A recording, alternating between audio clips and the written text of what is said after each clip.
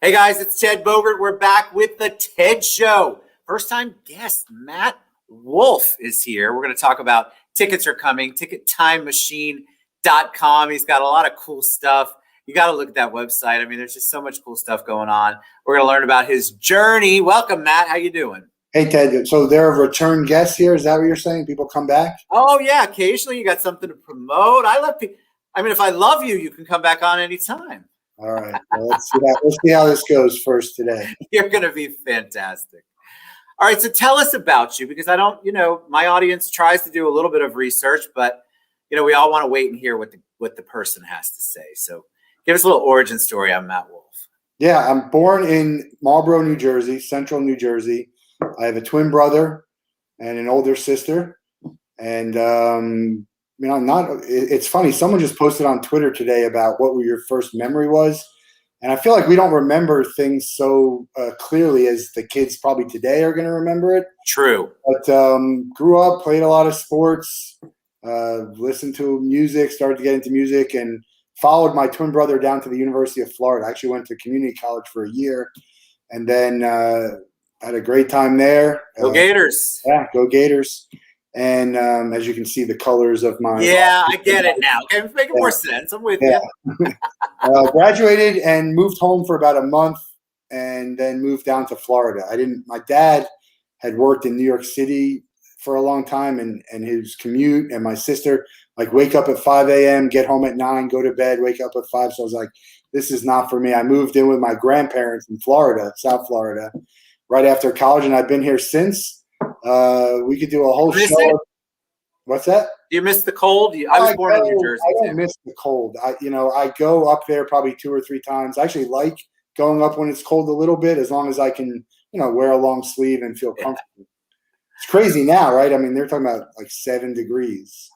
I was just in Texas visiting my daughter, and that's when the whole ice apocalypse hit, and no power, no heat. No food's open, no nothing for a couple of days. It's pretty insane how quickly the world falls apart. And so you went to California instead of escaping to Cancun, right? Yes. I wish I had been to Cancun. That sounds good. But, I'm in Orlando, so it's beautiful. Oh, Orlando. Right now it's gorgeous out. I've got an event tonight I'm super excited about, but enough about me. Yeah, Tell us what did you do in college? Because I think that's, we were laughing earlier. You weren't 5 years old and said, I want to have Ticket Time Machine. Yeah, I didn't do what I should have done in college. And that was, one of the, if you ever ask people the question, what would you do differently?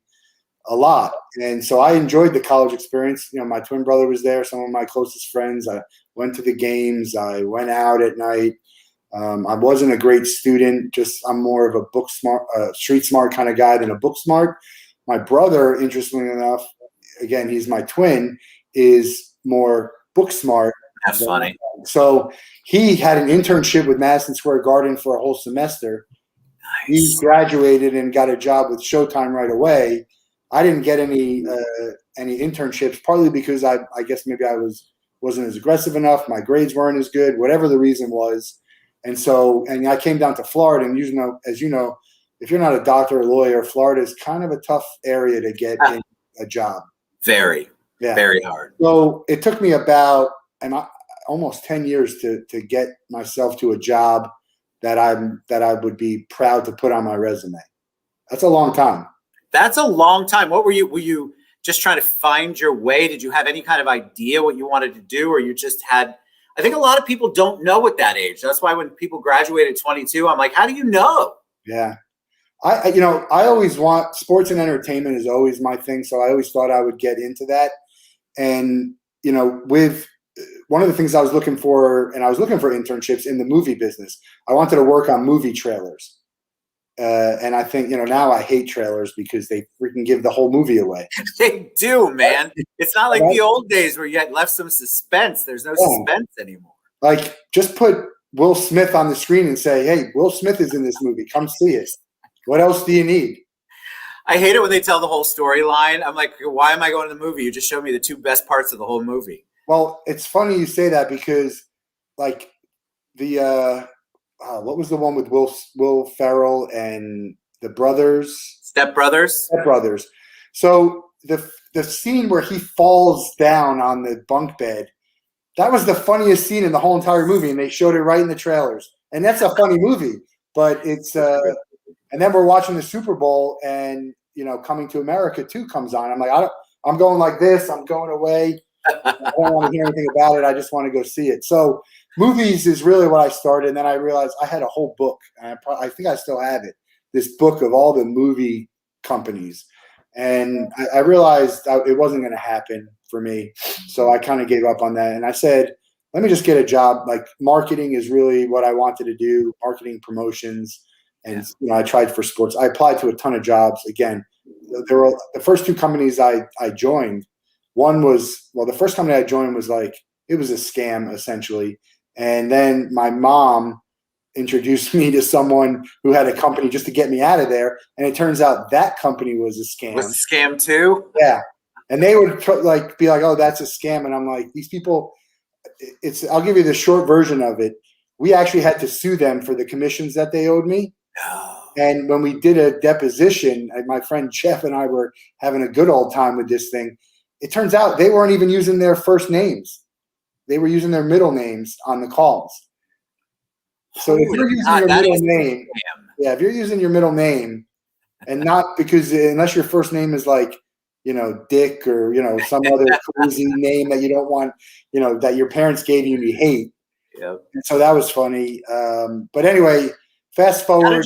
How did you get to tickets? Because explain a little bit, because I think when I did enough research, I told you to be dangerous, but the concept at first I'm like, okay, are we selling tickets? Are we collecting tickets? Are we having memorabilia? And it's kind of a whole kind of wonderful combination. Essentially, Ticket Time Machine is selling memories. And so we're keeping the printed memory alive. It's a keepsake, a physical keepsake with everything going digital. But it's a good question how I got into tickets, because I didn't have any idea that this was a thing. And so I was applying to jobs. I actually found the job on monster.com with a company called Worldwide Ticketcraft, and they were a ticket printing company. So this is what's called the thermal ticket. And people call it a Ticketmaster ticket just because they don't know better. People actually don't know that Ticketmaster is not a ticket company. They're a software company. Did not know that. And there's a company that prints their tickets, millions of them, called Weldon, Williams & Lick.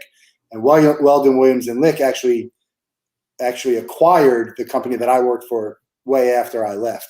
So I was doing ticket printing. So we're doing the shell for them to print over. So you get nice designs. And I was working with colleges and fairs and festivals, and it was fun. It was great. It was my first foray into sales, which I should have done 10 years earlier. I was very hesitant to do it. And my dad kept telling me, go into sales. I'm like, look, I'm kind of reserved and shy, and I hate being phony. And so I hesitated. But that was my first sales job. And I found out very quickly that I was good at it for a couple of reasons. One, I was very organized. And 2, I just told it how it was. I was, have conversations. It's pretty easy to gain trust and develop relationships if you're just, a good person.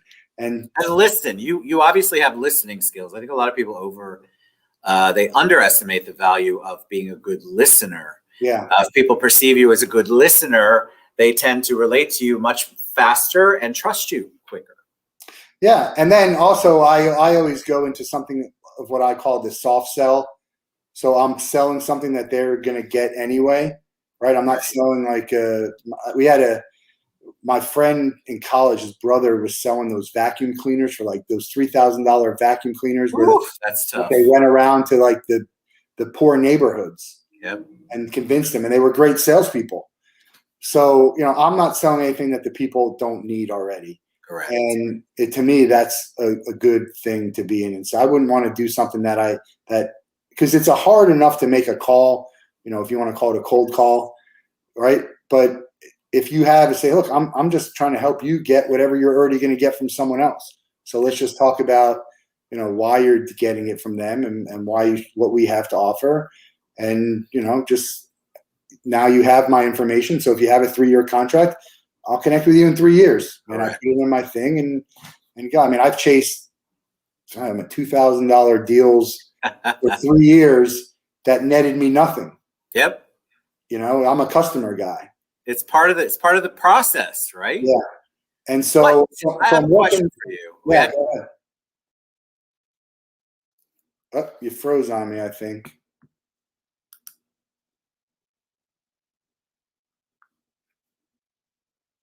I think you froze on me. Can you hear me? I see you. Memories, physical memories, I get that, right? So it's a tangible ticket. I think I still have a ticket to my first concert.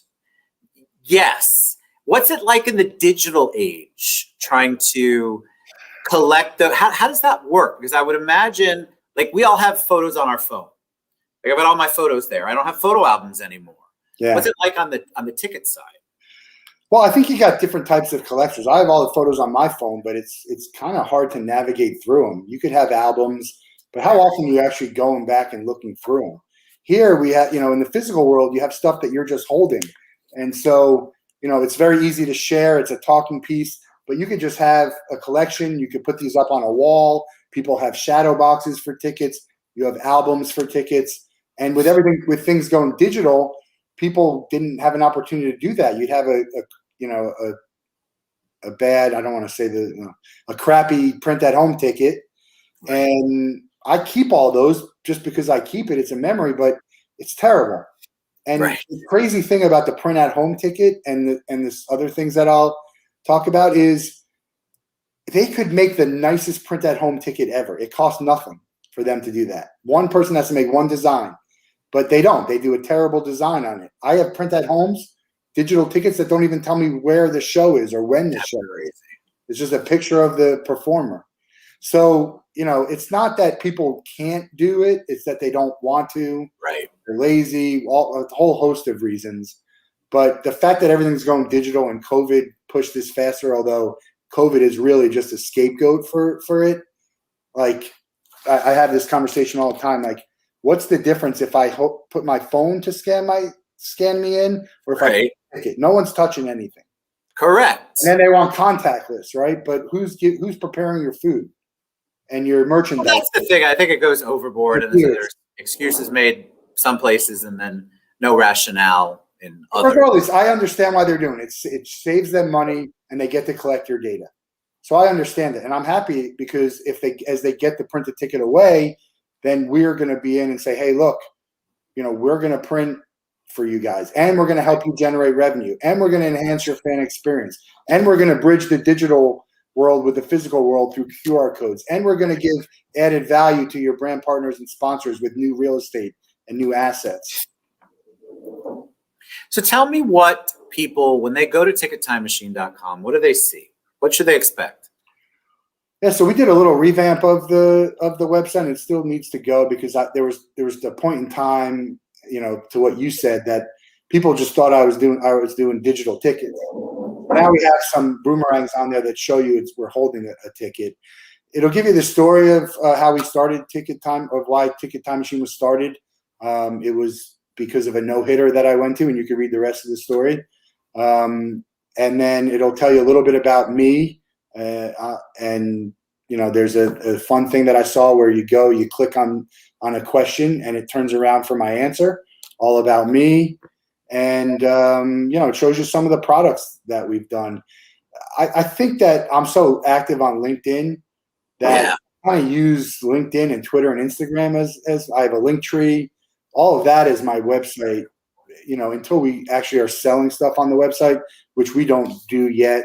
We're working on licensing and partnerships. Just had a call today that might result in us actually selling things directly. But we really are suppliers now and partners and kind of work with people to maximize their revenue. Sure. And help out their fans. What do you think the fans like? Have you had anything really creative done? I mean, you mentioned Shadowbox before. I mean, I've seen all the tickets. I've seen all the ways people collect. Is there like a preferred way you like, or is there anything that you're like, God, that is the most original thing I've ever seen? I have mine are in a box and all over the place. I like when you have the lanyards, and we did some lanyards. You know, some of them that we do have a lanyard. So I like the lanyards kind of hanging up the way that people put their medals for Ironmans and Yeah. on. I like that. I've seen people create coffee tables. Right, you put the tickets underneath, and you put Yes. up. That's a great idea. Not a fan of this shadow box just because you can't really see what's in there. You can't see it, right? I thought I was the only person who thought I can't see anything. Yeah, like I can't see it. So it depends. Like when you have a lot of shows, you just throw them in, okay. And some people collect everything they go to, and some people just collect, hey, this was a show that meant something. The funny thing is, you never know when something's going to have a meaning for you. And I'll give you an example. I was at the Tim Tebow promise game. I don't know if you're a college football. Yeah, sure. So I was at that game, and my friend Brent and I, we were standing there for about 20 minutes afterwards thinking, there's no way this game is over that we lost. And we were crushed. We thought the whole season's over. And this was like our best team for a long time. And we go out, and we're out at the bars, and Tebow makes this promise, and it's all over everything, ESPN and everything. And that's all we're seeing on it, which is like cool, but we're like, man, I can't believe we lost today. So fast forward, the Gators win the rest of their games, and they win the national championship. Well, I still have that ticket. Like, how many people keep a ticket of a game that's that excruciating when you lose? It's like a horse race. You would just rip it up. And I had no idea at the time that would be, a great ticket. But that's one of my favorite tickets that I have, and I kept it. So, also you go to a music festival and you see Katy Perry. She was at Warped Tour, like playing at 1:00 on a tiny stage, right? And 5 years later, she's on your playlist. Well, I have my. I went to the Stones here in Orlando in 1981. I don't know why I have that ticket, but it was such a big deal back then. I kept it, and occasionally I'll see it in some photo album that I'm not even sure where it is. But I like it. It brings back good memories. Isn't that the whole thought process? Like that's how I do it. Feeling. Yeah, there's a whole nother market of people who are selling tickets. So there's value. These tickets are worth something. They're sending it over to PSA to get graded. Like, yeah, it's a 10. Like they keep it pristine and I think it's worth something. And they're selling. It could be people are selling stuff for $5, $10, $60. I saw tickets that go for $200 if there's a signature on it. I mean. It's crazy. There's all different kinds of collectors, but why I started, I'm a fan, right? So everything I do is going to be fan first. That's why I started the company, so people can actually have a ticket if they want to. And so I'm not telling you that you have to give these people tickets. I'm just saying allow them to buy it if they want to. So give them access to it. Sell it. That's fine. You'll make money. You can add advertising, make more money. There's a lot of things because they don't understand the process, and so they're unfamiliar, and so it just seems like added work. If they just understood or took some time to, they'd get it. Definitely part of it, but we have programs that but we do everything. All you gotta do is say yes, and we're gonna send you money every ticket we sell. Before we start to wrap up? Is there a ticket? I'm a collector thought processor, right? I love all of that stuff. Is there a ticket that you wish you had? Is there something you've seen and you're like, God, that's the most amazing memorabilia? So my friend gave me an Olympic ticket that he went to, and being in the ticket industry, I can tell you it's an expensive ticket to make. And I'm not talking about expensive in general. I'm talking about expensive ticket to make because everything about ticketing is in volume. If you do a ticket like this, you can get stacks of tickets, and I have them here, and they could cost you. I mean, Ticketmaster gets millions of tickets. It costs them a penny to buy this ticket. But to get that Olympic ticket, I mean, it had to be, I don't even know. I wouldn't even want to take a guess because I'm not how they bought, but you're looking at like $1 a ticket, which again, it's not a lot of money, but comparatively speaking, that's 100 times whatever this thing was. So it was a beautiful ticket. I gotta organize and kind of find out which, what I have and what I'm missing. But no, I know which are some of my favorite tickets, like the Tebow one. There's a Gator ticket that's called the Cock Block. I wish I had a ticket, and this is a perfect example of why we exist. I went to the Final Four in 2014. Terrible experience because the Gators lost the UConn, who was the eventual, and they had a free concert. Bruce Springsteen and Fun. And I'm ashamed to say this as someone who grew up in New Jersey. Yeah. That was the first time I had seen Bruce Springsteen. Wow. And immediately, that was a top 5 show that I've ever been to. And I don't have anything to show for it. I would have loved to have a ticket that from the Final Four that said Bruce Springsteen, my Final Four ticket. No indication that the Gators even paid there, because in the nature of ticketing, you don't have enough time. So my championship Gator basketball, my championship Gator football tickets are real nice, but they don't say they don't say that the Gators played in there. So, these are the type of things, the reasons why we do. And I want to show you one more thing. Sure. I'm not going to show you the team because I don't want to call anyone out, but this is actually 2 different things. So being in the commemorative ticket business, I buy people's commemorative tickets when they sell them. These are 2 commemorative tickets that I bought for both in baseball. And this is the commemorative. Now, the front of these are very, very nice. I'm not going to lie to you. They're extremely nice. But to me, this is just a glorified bookmark. I don't have any tickets worth anything that have a blank back. Because no one does it. It doesn't make sense to do that. So that's why it's not that people aren't doing it. Some are, and they're just not doing it right. We can do it better. We can do it that's more cost effective. There's a lot of reasons that you should work with us. But I'm just happy that people are doing it. I am happy that they're doing it because I think one of the things that I have here, and so I actually these are my new business cards. I love your business cards. Yeah. I saw them somewhere, either on your LinkedIn profile or something. Right at the top of this, it says, "Fans want printed tickets. We give fans what they want." So nice. I just want fans to be able to get tickets. That's truly why, and I think that there's a lot of opportunity for Ticket Time Machine. Don't get me wrong; it's why I started the business. But it's all about just the fan and enhancing the fan experience. I don't think enough teams, leagues, artists do stuff like that. You see stuff here and there. It's like it seems to me like it's the minimal effort, right? Especially with celebrities. But you're creating an opportunity for them to not have to think about it. You're making it easy for them to. All I gotta do is say yes. Just say yes, and we'll take care of everything else, and we'll give you money every time a ticket sells. All right, tell them how they reach you, my friend. Yeah, I'm about as accessible a person as you'll ever meet. I answer every single email, phone, text, message. LinkedIn is my #1 platform. Connect with me there. We're doing some great things on LinkedIn. I have Twitter, Ticket Time Machine, Instagram, Facebook. I actually have a TikTok, which I have 2 videos there, but if you look at my first or second video on there, it's hilarious, but I don't use it. If you contact me on TikTok, I promise you that I'll reply to you on TikTok. And call my number. It's not hard to find my phone number. Right. So if you want to get .com, but you can also reach Matt. I've tagged you and everything. You can reach out to me, reach out to him.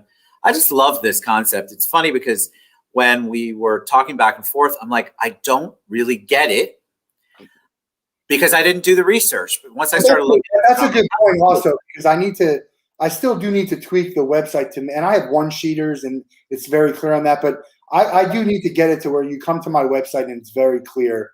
I thought it was, but you know what? It's good to hear that from the outside to be like, look, just because you think it makes sense, doesn't mean that it does to the other people who are living it, eating it, and breathing it. Yeah, so it's good feedback.